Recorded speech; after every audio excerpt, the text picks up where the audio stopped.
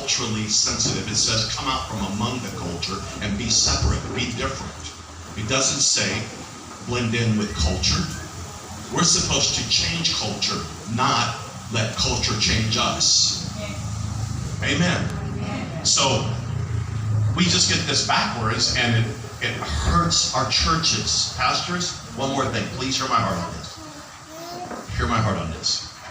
Stay away from all the conspiracy videos.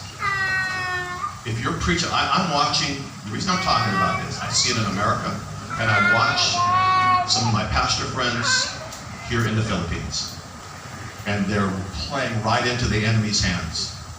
And they're online talking about the vaccine is the mark of the beast, and they're talking about how evil masks are, and they're talking about on and on and on. And all they're doing is shrinking their ministry and shrinking their influence. That's all they're doing. That is not what you're called to do. Those are just your opinions, and I can tell you, if you get your information off those conspiracy videos, your opinions are sorely wrong. As I said earlier, all you have to do is freeze the video when they're quoting from this journal, and go look up that journal on Google and look for the article they're quoting from and read it. You'll find out it's not saying what the video is saying it's saying, which means they're lying to you. So then why would you believe anything else that that video has to say? Research the technology for yourself and see if it is possible from technological standpoint to put microchips inside of a tiny needle with a virus, and you will discover that yes, people have said someday we will be able to do this, but it's technologically not feasible right now.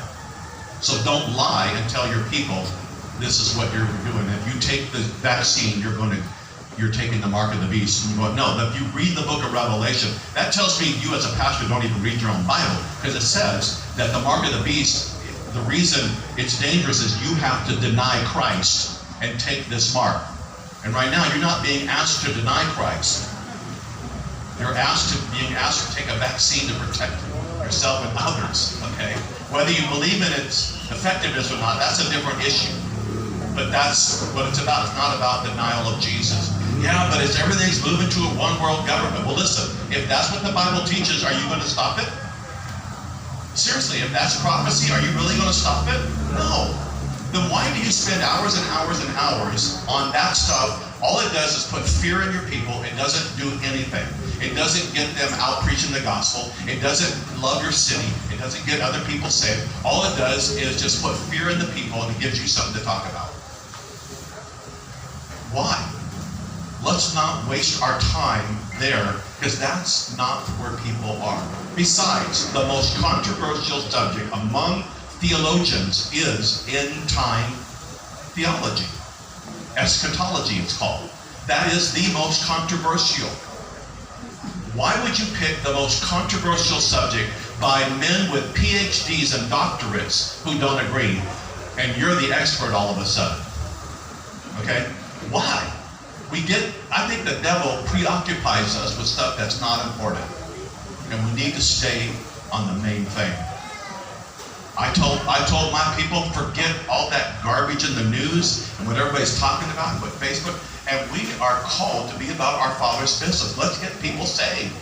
It's the greatest harvest right now because the world is fearful, and we have the most opportune time to get people saved, and the church is drinking the same Kool-Aid that the world is. And we're not being a light and bringing the gospel to God's people.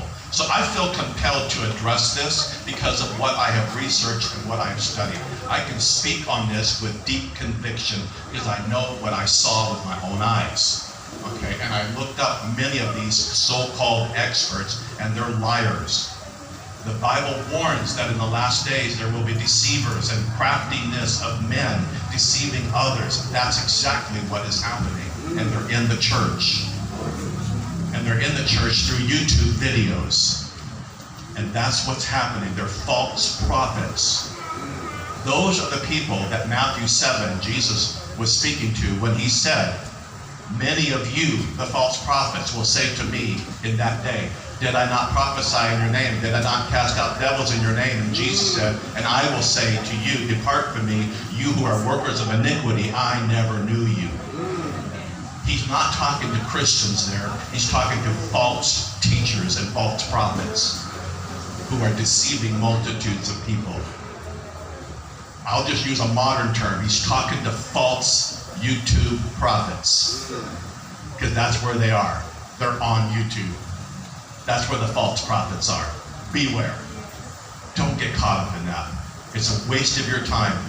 Take what you learned today and focus your attention on that.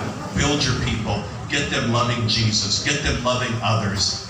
And when it's time for Jesus to come, we'll be ready. Amen? Let's grow our churches. Let's do the church. Let me pray.